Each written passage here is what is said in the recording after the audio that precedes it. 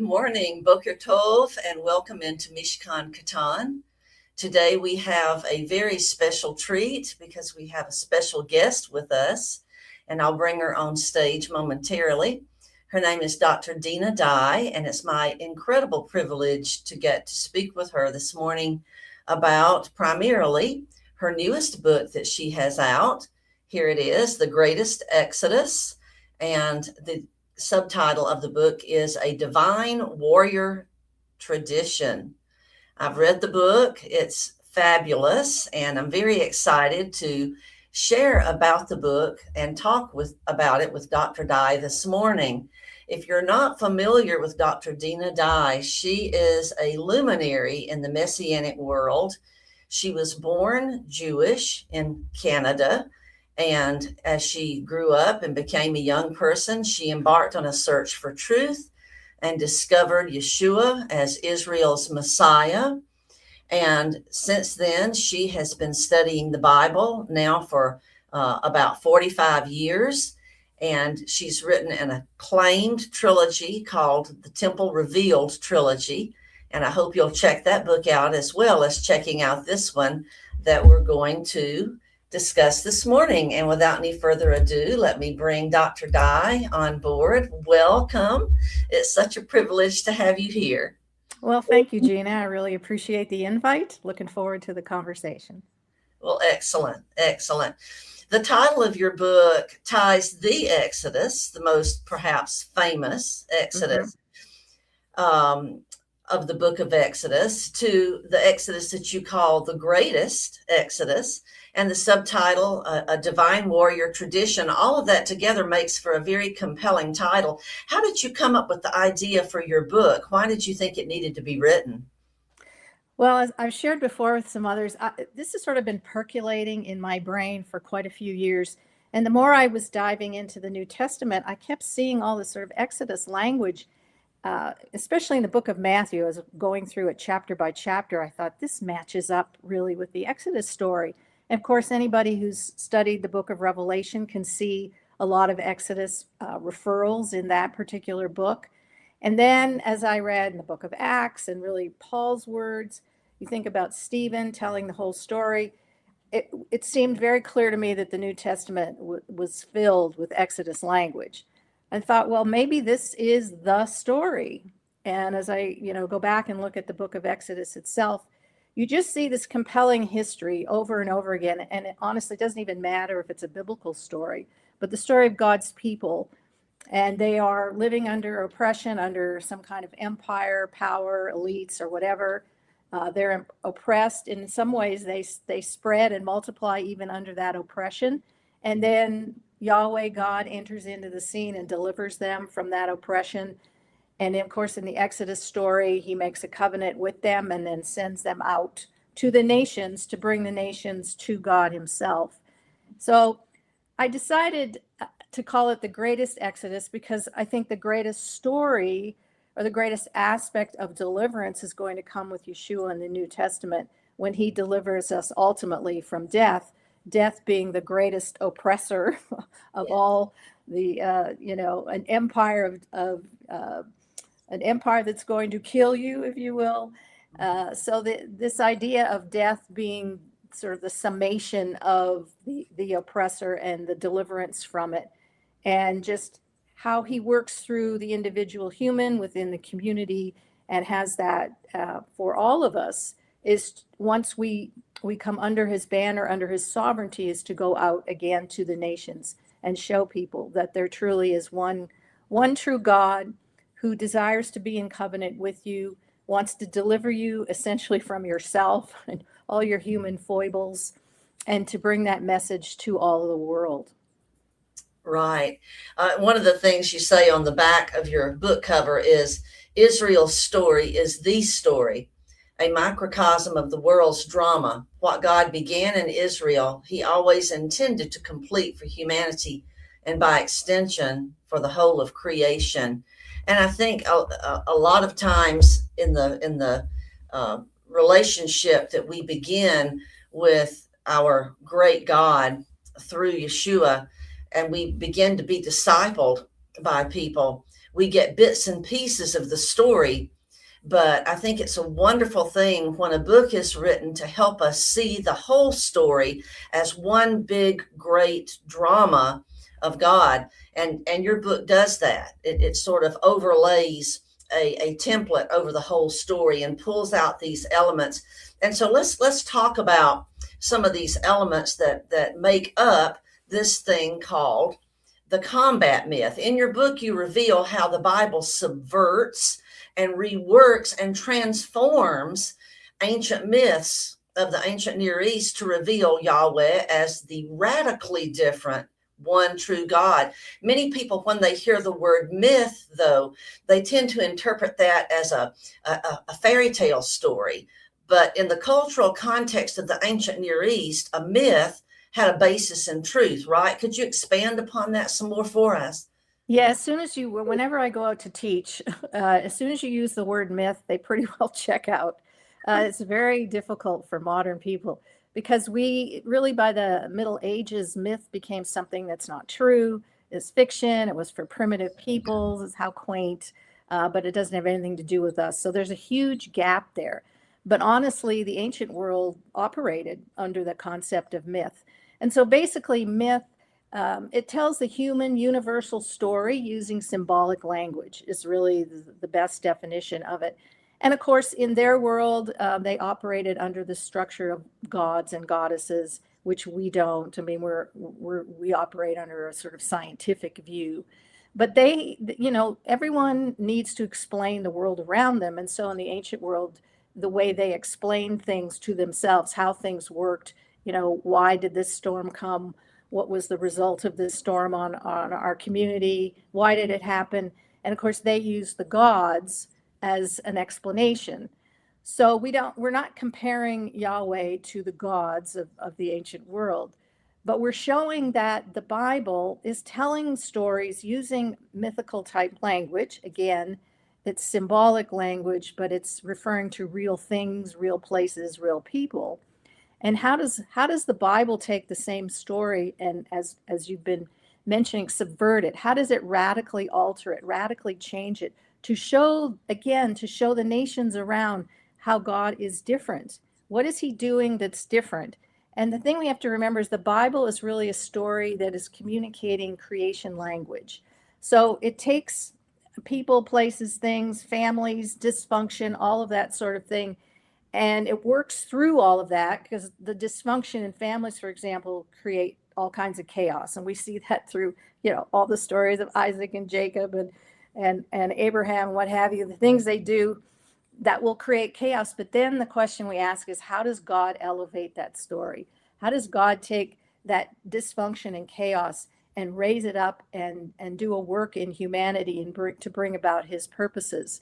So the bottom line for the myth is that God transforms how the ancients saw it because he has a work he's going to do. And the whole process of the Bible is this recreation or new creation ultimately will be fulfilled in Yeshua, which is, the long story. And I appreciate that you brought up the fact that this book really drives home the fact that there is one seamless story from Genesis to Revelation. And it's fine to study different areas, but you have to see those areas as they fit into the larger narrative. And I'm afraid that a lot of people don't really even know what the larger narrative is. So again, I do see the Exodus pattern, story, narrative, however you want to speak of it, as being the big picture of the Bible. Great. Let's talk about the elements of this ancient Near East combat myth and talk about how we see them through your book in the Bible. And the first one is the presence of chaos. And just the generation I am, when I was a child, there was this TV show called Get Smart. Oh, yeah. I remember that. Smart. Yeah. The enemy, the evil enemy, right, called what? Chaos, right? And when I was a child, I really didn't know what that word meant. But now I think back and I think, well, that makes a whole lot of sense that they chose that name for that particular evil entity. But in the ancient Near East combat myth, chaos is usually represented by a monster of some sort, whether actual monster or theoretical monster or some sort of weather happening or something like that, something that threatens the world. Yeah. Well, we have to realize how important it was for these ancient empires to keep order in the empire, and how they did that by control, right? Really, it's not different today. And so the state was elevated to the highest level, and everything was about maintaining order and social cohesion in that environment. And so I think the word chaos really sort of summarizes everything, doesn't it? And one of the things I want to say about, because we're going to talk about these different aspects of the combat myth, is that this is a very strong theme, not just in the Bible, but in all of the ancient cultures. And the ones I have laid them out, and I tried to do it in sort of a trajectory of an orderly trajectory, if you will. But you have to understand that the Bible doesn't do this. So you could be reading one story, and you might only find a few examples of this combat myth. I've listed 8. I mean, there might be more. Some people might see less. This is the way I chose to do it. But not every single example in the combat myth is in every story in the Bible. Right. And specifically, when you go into the Psalms, you might only read about, there might only be 1 or 2. Say, there's chaos, and then Yahweh steps in and restores things and brings order. So just a heads up for folks, don't expect to look in a story and find these all nicely laid out in order, all 8. They just sort of appear and disappear in different parts of the Bible. But I saw it as the structure. Now, I was reading a book by a guy named Brendan Dempsey. The book was called The Combat Myth According to Mark. And a lot of scholars do see the book of Mark as being a combat myth story. And, he just presented some very intriguing things. So I kind of bounced my way off of that. Mm-hmm. And it was about a year ago, I started writing the book. I think December of 2024. And as I got into it, are you familiar with the Bible Project? I've heard of it, yes. Yeah, they're great guys, and they do a lot of similar work for me. Their scholar, Tim Mackey, sort of directs this, and they have a team of scholars. And they ended up doing an entire series on the Exodus. I think it was about 14 different sessions. And it was all excellent. It was, they covered the Exodus as well as you could cover it, really, from the Exodus story all the way through Revelation. So I was really kind of disappointed, because I thought, I think they've just covered everything I was going to cover in my book, right? And it's not like you can't, repeat or, be someone else who's writing about it. But I just felt they have a very large worldwide audience, and thought, well, I need to do something different. I don't want to just repeat everything they said. And it's going to look like they brought out these sessions, and then I just copied them. And so I just started doing some other reading. And again, I came across this book, and then I started to really see that theme of the divine warrior and the combat and the chaos and the order, because I'd already talked some about that in my previous books, the Temple Revealed series. So I had to do kind of a 180, reshuffle the deck, and I started over and began to work with this as my pattern and foundation. And it took me a little time to get going, but once I dove into it, and then I started seeing it everywhere. I know anyone who studies the Bible, if you've found an area of interest to you, a concept, a theme, whatever, and then you do some work on it, then you start seeing it everywhere. It's like when you buy a white car. Everybody has a white car when you're driving around. So whatever theme, it becomes your filter. And that's just very normal. And so I just see this as one more filter, to a lens to view the Bible through. Right. And getting back to this idea of the presence of chaos being the first of the elements of the combat myth, some examples of that would be things like that the ancients would have seen would have been things like floods and famines, the wilderness, which Yes. we may talk about more later, the serpent in Gan Eden, the Garden of Eden, the Leviathan, Yeah. the behemoth, the behemoth, the weird beasts in Daniel's visions, the plagues of Egypt, the Yes. Sea of Galilee, Revelation's dragon, the beast, the false prophet, exile, and as you've mentioned, death is the last enemy, the last form of chaos. Um, anything you want to say about any of those as being chaos monsters? Well, that's a lot of chaos right there. Okay.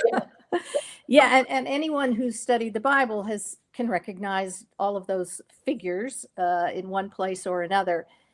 And I know people try to nail them down, and this is who this is who that is. I'm not really sure the Bible is concerned about it in the way we often are. Like, we want everything to have a certain particular meaning. But this whole idea of chaos and order is very much the structure of the ancient world. And honestly, if you look at our own world, who doesn't strive for order in your own world? Right. And so how the Bible is different is, and scholars will say, in Genesis chapter 1 verses 2, we have the tohu vavohu, the world was empty and void and without form. And most scholars will describe that in terms of disorder, lack of form, empty, and not so much an actual chaos monster. Mm-hmm. What the chaos monster, the chaos figure, or the what chaos produces usually comes through an act of violence. Like, it's a violent upheaval of some kind. Mm-hmm. And what we see in the creation story is that God does not create through violence and control and conquering and a militaristic view. God speaks. God's spirit is poured out. God says. His word has power to create. So that's an interesting even beginning in the biblical story of, out of disorder and formlessness, God speaks and creates and makes the world, makes something substantive, versus the entirety of the world, how it operates to take care of chaos and to bring order is through violent militaristic action. Mm-hmm. So that's the main difference I want people to see. And sort of the book does talk about that, but that's what we're used to. I mean, just look at the streets today of the United States. I mean, people are acting out of violent activity in order to get their way. Mm-hmm. This is the complete opposite of how God operates. And so these chaos creatures, figures, actions just pop up regularly through the Bible. And the one we're first used to, of course, is what we call a Hasatan, or the adversary in the garden. And so we see this chaos creature who, creates an environment that causes Adam and Eve, to violate their oath of office in relationship to God, and then starts the whole process. And we see pictures throughout the scriptures of, it might be called the devil. Like, we see that in Matthew chapter 4, also in the book of Revelation. Now, in places like Isaiah in chapter 14, for example, it'll talk about a chaos figure like that as an angel, or like it's described as Lucifer, but that's not a very good translation. A sort of bright star that is fallen, and that's referring to King Nebuchadnezzar. Also, Pharaoh is described as sort of a chaos monster in the waters, going back to the Exodus story. So the chaos figure can also be a specific person. Mm-hmm. And usually the emperor of an empire, a leader, a ruler of some kind. So we have to be careful about just blanket everything the devil, because sometimes in the Bible, the Bible is actually referring to a specific figure that is producing chaos. Now, we know with the King Nebuchadnezzar, the chaos he produces for Israel is he invaded Jerusalem and Israel itself, destroyed the temple, and hauled them, the best and the brightest, back to Babylon. And this is the story of exile, and exile is very much an example of chaos, because It's a place where you lose your king, you lose your temple, you lose your identity, you lose your language, and you're spread out in someone else's empire. And so everything that you had, for example, in Israel, is basically gone, and you've got to start over or try to recreate your community in exile. So exile is obviously a big component of the Bible, and it's also a great example of a community that is in chaos. Mm-hmm. Right. You alluded already to the next two points in the combat myth, and that is that after chaos appears, the divine warrior appears. And Yeah. then the divine warrior, which is Yahweh and Yeshua in the Bible, confronts the chaos. And there's this cosmic battle Yes. between the chaos slayer and the chaos monster. Yeah. And that can be examples of that that I noticed in reading your book were the plagues that were sent by God on the nation of Egypt, basically on Pharaoh as the chaos monster. And then the parting at the Sea of Reeds was an example of the chaos slayer defeating the chaos monster. The events of Yeshua's ministry, beginning with his baptism, followed immediately by the encounter in the wilderness, which is a place of chaos often, with Hasatan. So we've kind of got the first three together in this drama, this great drama that we're looking at together today. Yeah, and you mentioned the seas because that's very important. The seas is sort of the classic example of chaos in Scripture and really in the ancient Near East world. The ancient Hebrews were terrified of the seas. It's a sort of dark, evil place where, the Leviathan lived, these sea monsters lived. So the seas become a very dominant theme. Even in the beginning, of course, with the Noah story, we see this waters cover the earth. Again, this idea of chaos coming. But God is going to, once again, subvert that and redeem it and bring new life out of it. This is not what you're going to see with the ancient world of, empires. They're going to exercise more control and remove people's freedom, etc. But God, we're always looking for the component of deliverance and freedom that God has as sort of new creation life. So we have a lot of sea language, don't we, in the New Testament, because Yeshua spends a whole lot of time up on the Sea of Galilee.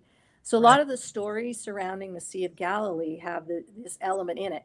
Now, I'm not going to say everything is symbolic about what Yeshua is doing on the seas, but I think we have to put the seas back in their context, their historical context for the ancient world. And so when we see him walking on the waters, and I'm not going to argue whether he did or didn't, the point here is that he is basically, the seas became to represent the nations because the nations produced chaos. And so there's this idea of his sovereignty over the whole earth, over all of the nations.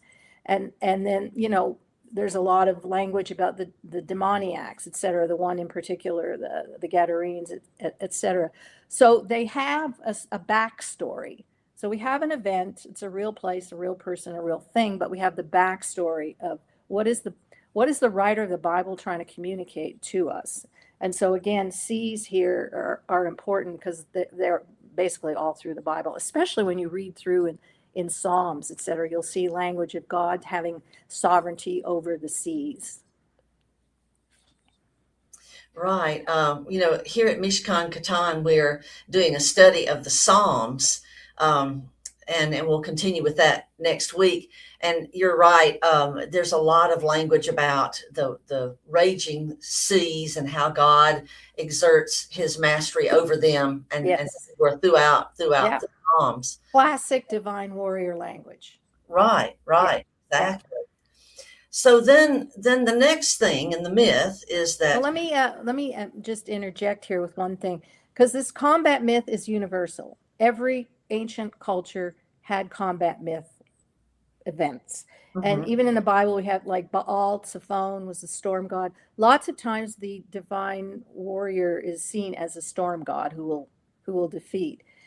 And so I want people, it's not just the Bible that has this combat myth story. That is the culture and context. But that every ancient culture has it. And you just see, if you read any kind of myths and legends of the ancient Romans and Greeks and, Assyrians, Babylonians, whatever, there's just constant battles because one is trying to take over the other with the goal of bringing sort of quote unquote peace to the world. But it's just in this constant state of battle. And I was just in Greece about a month ago. Spent some time in Athens, and I mean, this was just so interesting to me. Went to the Acropolis Museum, which is a museum below Acropolis, the main high city in Athens, and up on the Acropolis you have several temples: the Parthenon, the Erechtheion, and the Temple of Athena, all dedicated to Athena. She is the goddess over Athens. Obviously, that's why it's called Athens, the goddess Athena. But in the museum, there was a whole gallery of these. They have these things called metopes. They're sort of triangular. They fit up into these temples.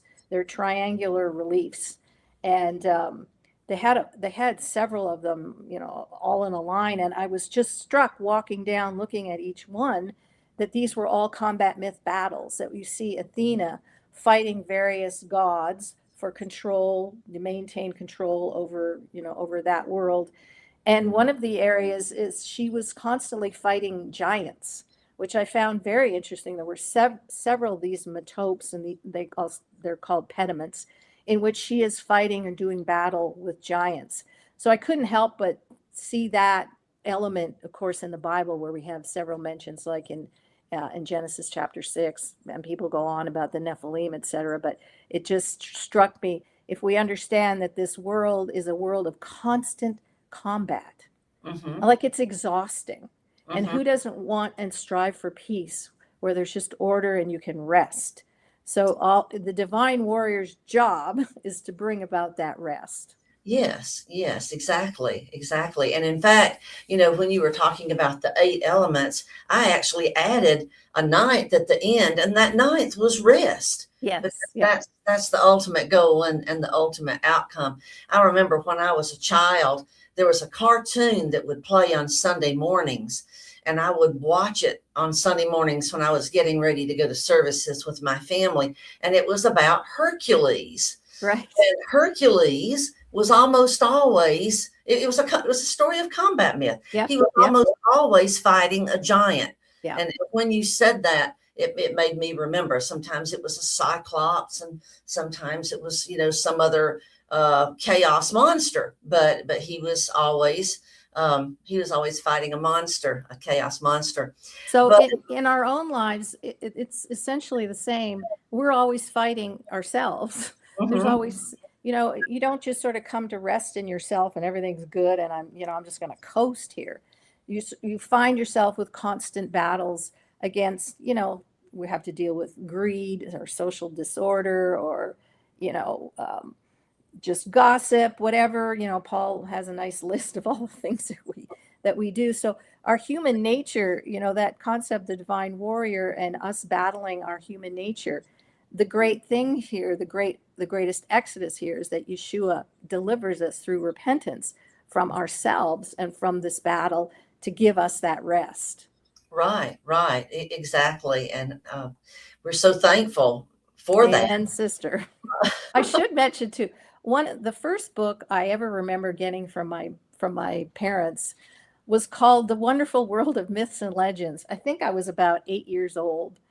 And that was the most fascinating book to me. And, honestly don't know if just that root took hold, because I've always kind of been interested in this in the ancient Near East world. And even when I was in college, sort of studied ancient Babylon, Assyria, et cetera, I've just always had a fascination with that. So it's kind of exciting to take all of that and finally put it into words and create for people the sort of bigger story. That's so incredible. That gift made such a difference. You think back on your life and things that seemed not to be significant at the time. The Lord uses them, and he weaves them into what he wants to do with your life. It's just such a beautiful and miraculous thing. Well, as you mentioned, in our story of the combat myth, the divine warrior is ultimately victorious, and after his victory, order is restored. Yes. And then there is the proclamation of good news, announced often by a herald. And you spent some time in your book talking about heralds and their function within the combat myth. You want to tell the audience a little more about that? Well, sure. And to back up just a little bit, so the divine warrior defeats chaos, and of course, as you mentioned, order comes. And so one of the things through that is there's going to be a whole process for the divine warrior to become king. Mm-hmm. His enthronement will be established through his defeat of the other king or god or whatever it is. So again, as I mentioned, there's this constant fight between these two. One wins and then one is crowned king. So in order to be crowned king, you need a temple. That's where he's going to locate himself. And so then there's a whole process just to get to the temple.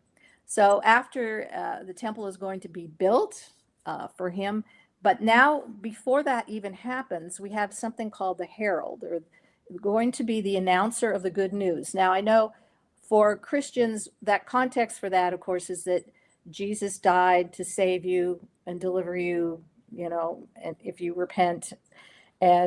But the good news is way bigger than that. The good news really is that the king has defeated the enemy. That's the real good news. So in the ancient world, the herald would always go out ahead of everyone else to the city or wherever and announce to the people, the king has won the battle. This is great news. And the king in that will restore order for the empire, whatever. Mm-hmm. So this herald goes out and announces this. And you see this in the Roman Empire is quite common. And so the good news is very much larger than what we're used to thinking. It's not that Jesus saves you, end of story. It's that the king is going to take his seat on the throne and rule and reign and bring peace and order to the empire. So we have a lot of herald type language. In the story, in the Red Sea story, the defeat when the seas part, and of course children of Israel go through on dry ground. And then we have after that Miriam's song of Miriam. She sings the song of the sea. So I suggest in the Bible we have a lot of examples of the herald as women, that women are the ones that go forth first to announce whatever the good news. And I would really recommend folks go back and read the Exodus story, and especially around chapters 14 and 15, which encapsulates all this. And so the ultimate culmination, of course, is when Yeshua is raised from the dead. We see that women are the ones that go to the grave, see that the grave is empty, and are out announcing kind of the good news. So this good news is bigger than just Jesus saves and you're not going to hell. Mm-hmm. The good news is that the rightful king is on the throne and he is bringing rest and order. And so now you can live under his sovereignty in an orderly relationship and expect to live in, quote, peace. Right. And probably, I think when people are asked to think of a herald in the New Testament, probably the first person that comes to their mind is John the Baptist. Correct. Yeah. And I should have elaborated on that because he is preparing the way for Yeshua, announcing what needs to be announced in preparation for Yeshua's ministry. And a lot of what's going on with John the Baptist, John the Immerser, comes to us from Isaiah, starting in Isaiah 40, going on to about Isaiah 55. We see this one who will come and announce the good news and bring comfort and peace and healing.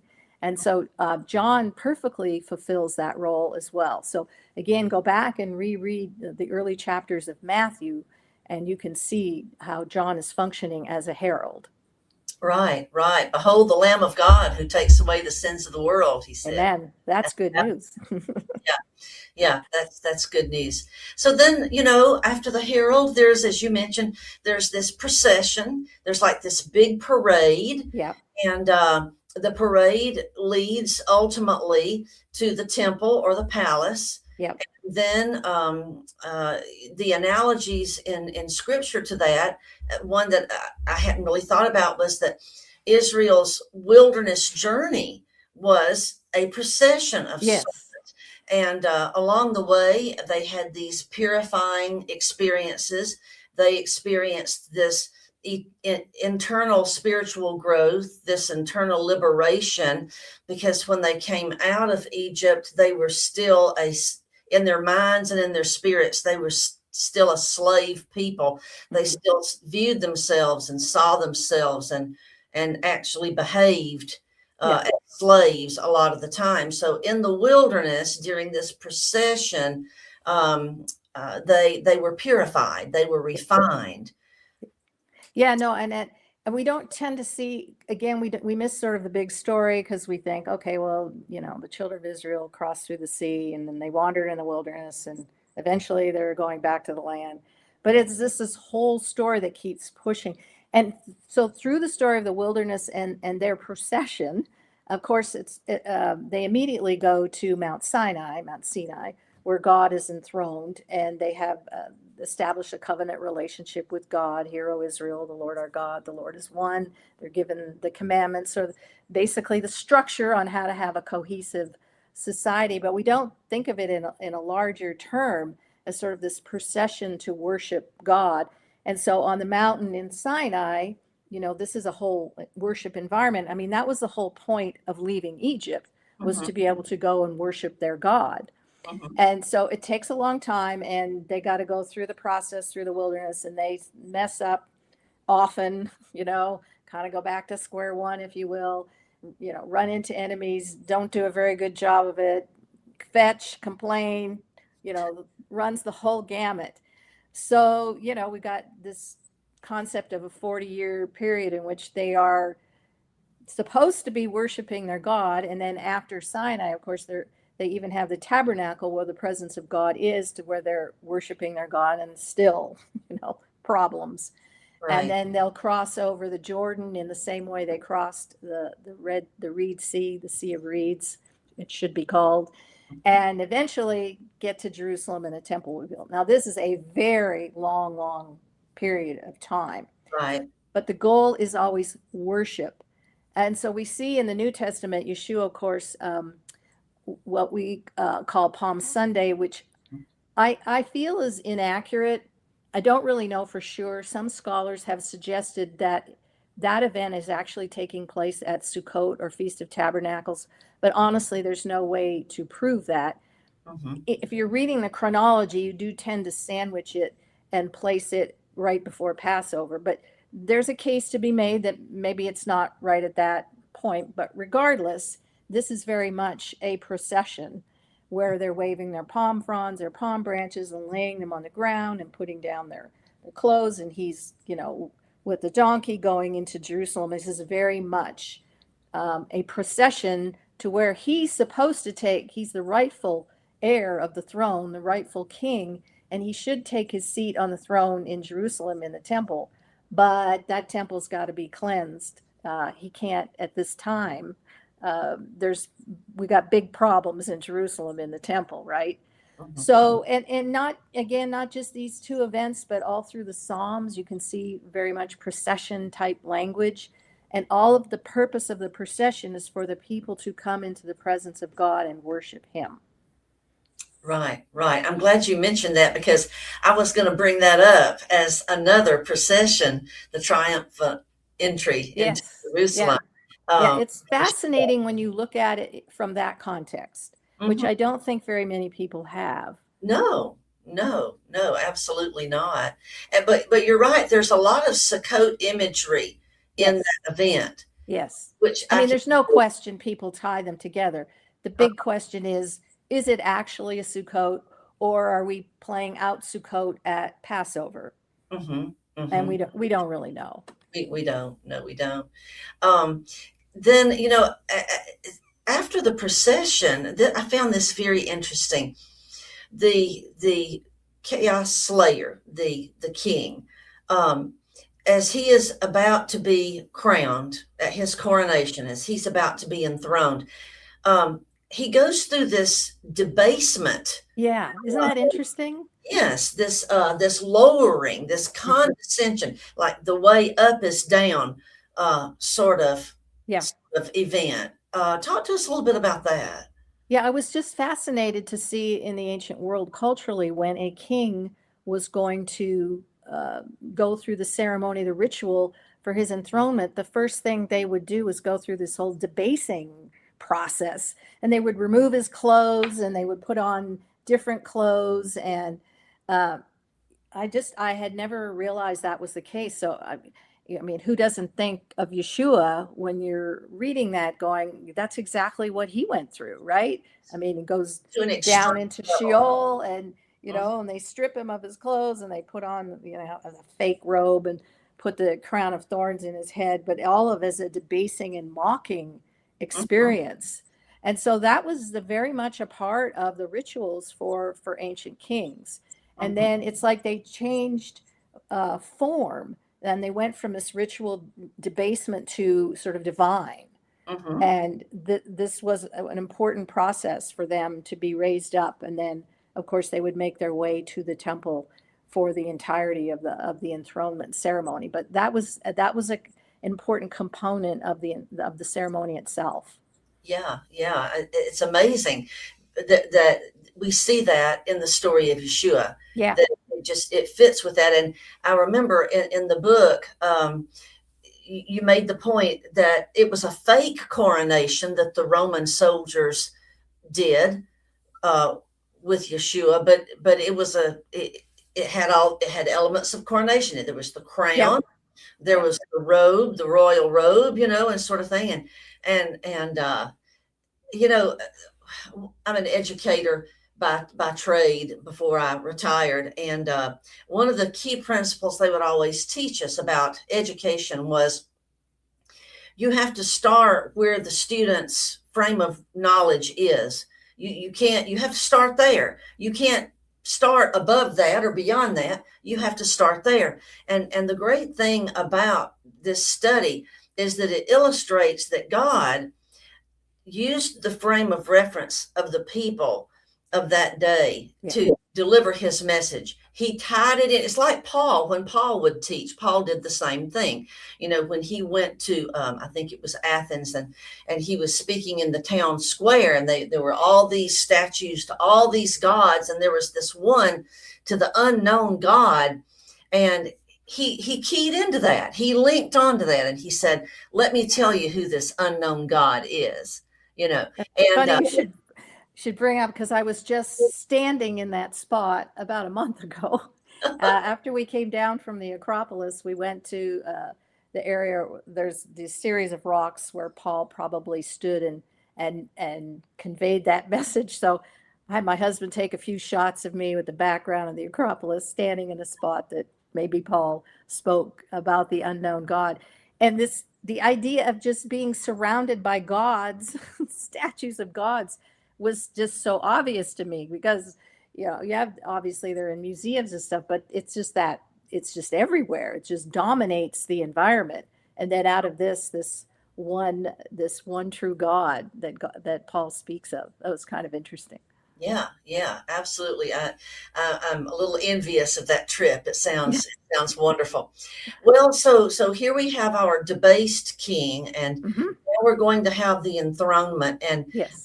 some of the things that you mentioned in your book at this point that I thought were so interesting was all this cosmic imagery. The Yes. earthquakes and the fire and the loud shofar blasts and the lightning. We had those at Sinai. We had the earthquakes and the thunder at the crucifixion. And then you mentioned cosmic mountains, places where these coronations take place, these sacred spaces like uh, the sages say that Eden was on top of a mountain, Mhm. and that, of course, Sinai, a mountain, the tabernacle was a type of sacred mountain, the temple, and then the body of Yeshua is a Mishkan Katan, is a little tabernacle. Each one of us is a little tabernacle as part of the larger ecclesia of Yeshua. And I just felt that all of those elements were so fascinating. The the coronation music, the ceremonies, the public declarations, all of that was so fascinating, and how the cross became a coronation, a place of coronation, Yeah. a meeting place of heaven and earth, and he was actually suspended between heaven and earth. It's just Yes. fascinating. Yeah, I mean, the cosmic mountain is another dominant theme in the Bible, along with the seas. And as you study sort of the ancient world, how they viewed it is when dry ground appeared, you had, they called it the primeval hillock. That's what they referred to it in Egypt. But it would be this dry ground that would turn into a mountain, because the mountain was sort of the first fixed place of stability and permanence out of the seas. Yes. So mountains became the structure of stability and location. For the top would be temples, and where the king would rule and reign from.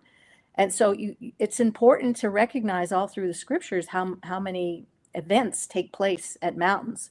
Of course, as you mentioned, Eden, we usually see the garden as sort of on a flat horizontal plane, but actually the imagery is on a vertical plane, is how we're supposed to see it, like a mountain, and that the waters came from the top and went off into 4 different directions, so the top of the mountain.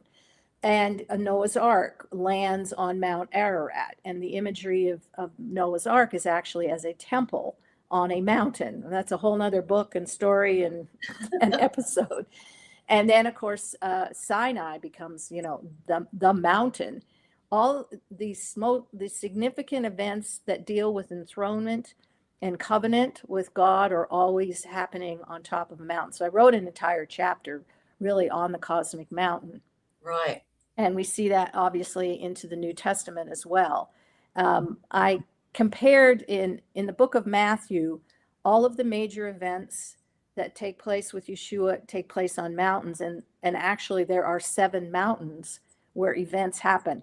I'm like, this can't be an accident. It's very fascinating. And again, depending on which scholar you talk to, Moses' ascent, remember he was up and down the mountain after the tablets were, broken and back up, etc. But it appears from most scholars that there were 7 ascents of Moses. So I tried to tie those things together. But all of these very important events of Yeshua's life in the book of Matthew. So, for example, Luke doesn't have mountains, stuff happens in the plains, but the writer of Matthew, for his purposes, took these mountain experiences to show us what was happening. And so the final mountain, of course, is the mountain of the Great Commission to send the disciples out to the 4 corners of the earth. So cosmic mountains, very, very significant, important for you to recognize in Scripture and to evaluate in a deeper way. Mm-hmm. And, I was just sitting here thinking while you were talking, you've got the 4 gospel accounts, and someone might wonder, well, why do you need to hear the story 4 times? Right. Right. But each author emphasized different things to different audiences. Correct. Once you realize that, then it's so much more meaningful. Well, then once we have the coronation on top of the mountain, there's then a royal banquet. This is number 8. This is the 8th of the 8 elements of the combat myth and the divine warrior tradition. And so the covenant meal, the royal banquet in Scripture, there was one at Sinai. There was one at Passover. There was one that we call the Lord's Supper. Mm-hmm. And there were others in addition to that I hadn't really thought about as covenant meals, but there was the very brief meal with the followers of Yeshua who were walking on the road to Emmaus. Right. There was that, and then there was the eating of the fish that Yeshua took the fish by the side of the Kinneret, the Sea of Galilee, and so then in the future, as revealed in the book of Revelation, we will have what's called the marriage supper of the Lamb. And all of these have key elements in common. Yeah. I mean, that's another area. I mean, you could just expand this, study this out, but covenants were always sealed with a meal. Mhm. and that would be bread and wine. So I mean, go back to Abraham with Melchizedek, I mean, just about every single story has an element in there of a meal being eaten with bread and wine. The one that always fascinates me too is when Joseph is thrown into the pit. Remember that? And his brothers are sitting there having a meal. I'm like, Yeah. this is too weird. But this covenant meal is really, really important. And it seals the entirety of the enthronement ceremony and the covenant relationship with God Himself. Certainly in the Bible, but in the ancient world, they had covenant meals as well with bread and wine. Of course, Passover as a covenant meal. The Passover lamb is not actually a sin offering the way we Right. view it, but is actually a thanksgiving offering, a fellowship offering that unites two parties together in a covenant relationship. Mhm. So it's not really about your sin per se, but more about restoring the covenant relationship, which we do, of course, through repentance, and currently how this operates. And so you see, like in Exodus 16, where they collect the manna and there's the whole meal thing in there. You've got meal stories with Ruth. You've got meals being referred to in Psalms. Once again, Psalms has all of these elements in it, and on and on. And of course, the conclusion of the book of Revelation, as you mentioned, the marriage supper of the Lamb, is a covenant meal to cement the covenant relationship and declare that God is sovereign and ruler over heaven and earth through His Son, Yeshua the Messiah. So, very important element in the Bible as well. Right. And I remember when I studied the Jewish marriage process, the Sure, yeah. uh, and of course this is not the same in our Western world, but when the betrothal, the ketubah, the Yep. marriage contract was signed, uh, afterward there was bread and wine, of Yes, all absolutely. things, and it's just a thread that runs throughout. Well, then, after this, the king is on the throne, and there is rest, there is order.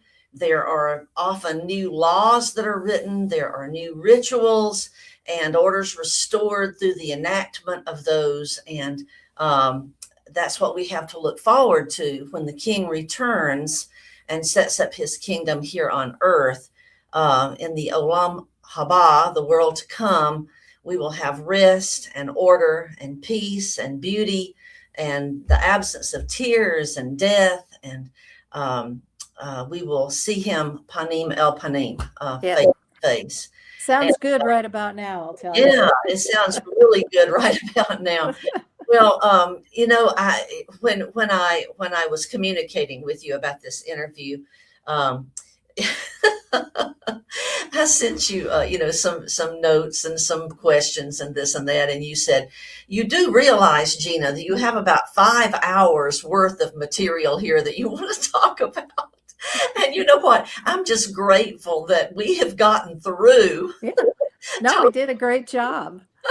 talking Yeah. at least about the combat myth, which Yeah. which is kind of the steel backbone of your book. But there's so many other wonderful things that we could talk about. You mentioned in your book, and talking about this, you mentioned so many incredibly wonderful patterns, and some of them we have alluded to today. We mentioned the one where the mountains of Moses and the mountains of Yeshua's ministry. We could spend 30 minutes probably just talking Sure. about that.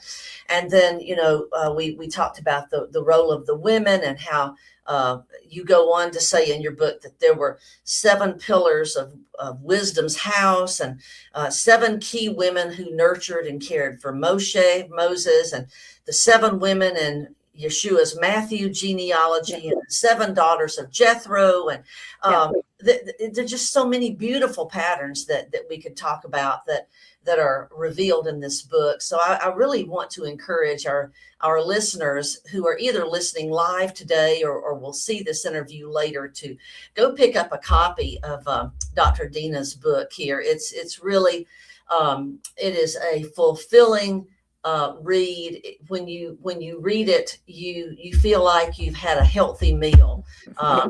because it's robust and it's full of beautiful material. And Dinah writes beautifully. She just writes in such a beautiful, touching style that's just so engaging. So I do have a great editor as well. Well, and so, honestly, so for example, for the patterns, we could just take the pattern of 7 here with the women, and I could write a whole book on that. right. So Yeah. my goal was to introduce these ideas to folks, and for them to take this on and go deeper and start examining it for themselves, because there's Right. no way I could cover it all. I wanted to give a nice overview to give you some options for deeper study. And I should mention too, the book is on Amazon. It's easy to find, and it's also in Spanish. El Gran Exodo, and thank you to Lisa Velasquez, who translated it for me. She did a bang up job on that, so you can get it in English and Spanish. Again, right there on Amazon. It's very easy, and I really hope people will read it. And please reach out to me if you have any questions. It's just dinah@protonmail.com. You can send me a note if there's something that you find compelling or confusing, or you want to understand it better. But I really appreciate you having me on, and we did cover quite a bit of ground. I'm impressed, Gena. There's a lot of material. So. Well, it was a pure pleasure. It really was, and I just feel honored that Lamb asked me to sit down with you and talk about your wonderful book. And thank you again for your time. Time is a precious gift, and maybe we can talk together again in the future. Yes, I would love that. absolutely. Thank you. Thanks so much for having me. Yes, of course. Well, we're going to say shalom, shalom, everybody, for this episode of Mishkan Katan. And we look forward to seeing you back here next week, where we'll resume our study of the Psalms.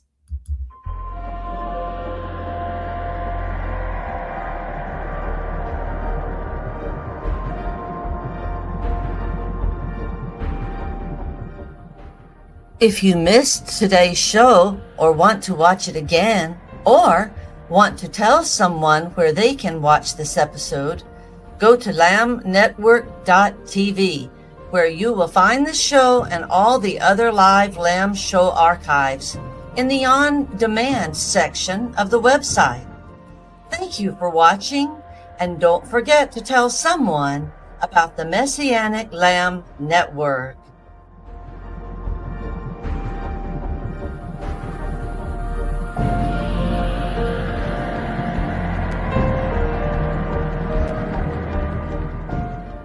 We are richly blessed to bring you what we believe is the fullest, most diverse, yet up-to-date progressive teachings, discussions, and prayer programming you can find anywhere on this planet. Be sure to take the tour of the lambnetwork.tv website. I'm Gena Hood, thanking you for joining us on the Messianic Lamb Video Network.